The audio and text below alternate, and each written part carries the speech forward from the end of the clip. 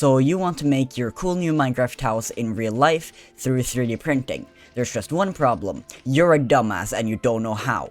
Well, in this tutorial I'll be teaching you everything you need to know about how to do exactly that, so yeah, let's go! So here I have this little Minecraft house which I want to 3D print, and the first step to doing that is by just replicating this whole house just in 4 times the size. So for example, if I just want to place down 1 cobblestone block, then I actually have to place down 8 cobblestone blocks. So then now I've just built the 4:1 replica house.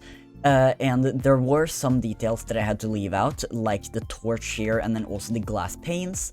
Now the torch was because there just isn't enough space for that, because if you use any blocks that aren't full blocks in the bigger scaled one, then that will then get converted to a full block once you take it into a file form.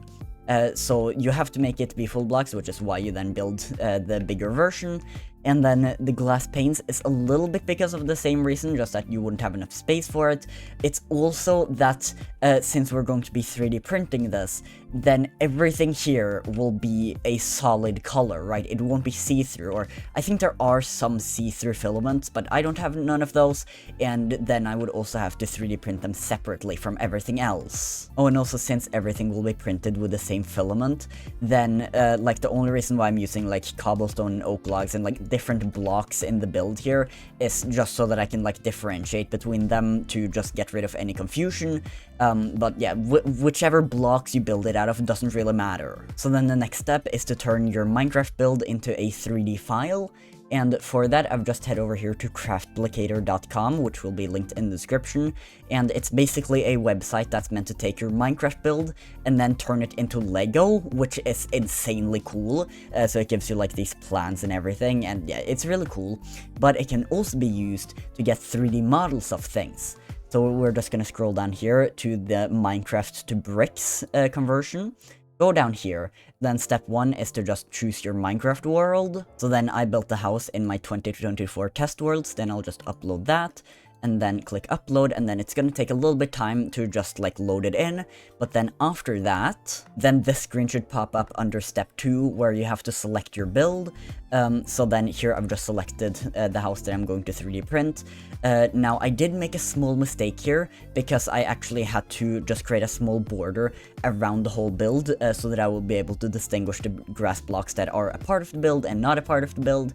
Now this won't be a problem if you're not using blocks in the build that matches with the ground block, but in this case it's just worth to keep in mind. And then I'm going to select generate STL file from MC. Now you can also select this other button, but that's only if you want to also make it into Lego, and then you can just click submit selection, and then it's gonna start processing.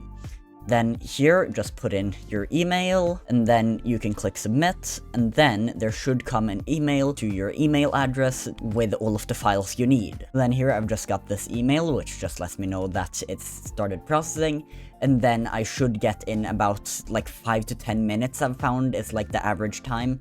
I then should get the file. So now I've just got the email, then I go in here, and then here you can actually also see the Lego plan. I just click get it, and then it brings me to this website, and then I can download the STL file. And then I've just done that, that goes into my downloads, and now you can just close your browser, and then you need to go into your slicer. Now for this I use Prusa Slicer just because it's open source and supports a lot of different printers, but you can use whichever one you want. And then just click here to add an object, and then just select the model that you've just downloaded. Now here you can also see that a little bit of the ground is still in the model. Now to fix that, just select the model and then click cut. And then here you can just take this to whichever height you want. Now, for this model, I don't know if this is like universal or not. I've found that just setting it to 1 cuts it perfectly, and then just click perform cut, and then you can just delete this part of the model. And so then now I have a little house right here, and then if I want to scale it up, then I just select it and then go down here to then change this number to, for example, 200%.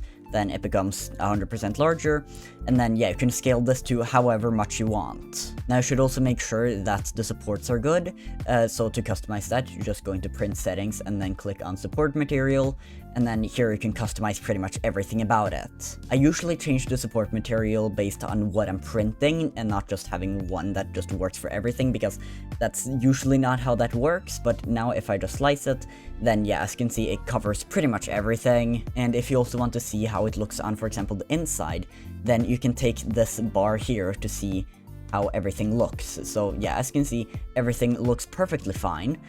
So now I can just click this button to export G-code, and then I can just save it here in downloads. Then you can just go out of the slicer and open your files. Then I'll just plug in the USB for my 3D printer, and then just move the G-code file over to that USB. And then I'll just eject it. Then I'll just go downstairs to the printer.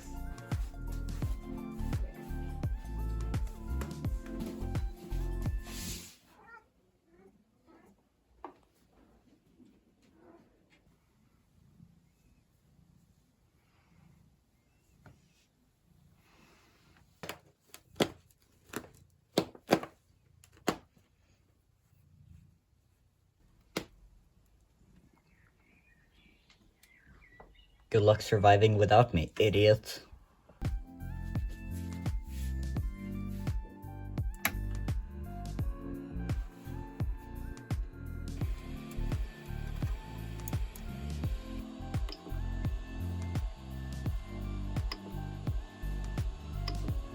And then finally start the print.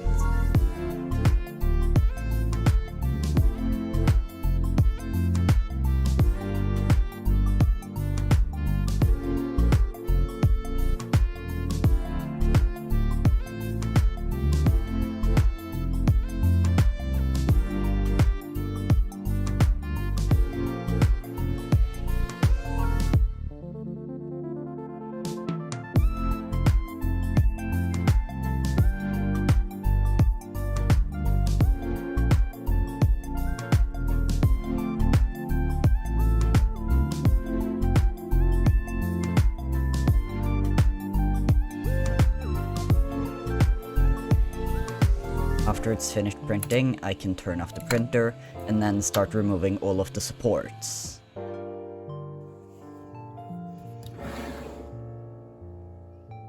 And now all the supports are gone and it's looking pretty good. Now this is when you would start painting, but I don't have time for that and you can figure it out on your own.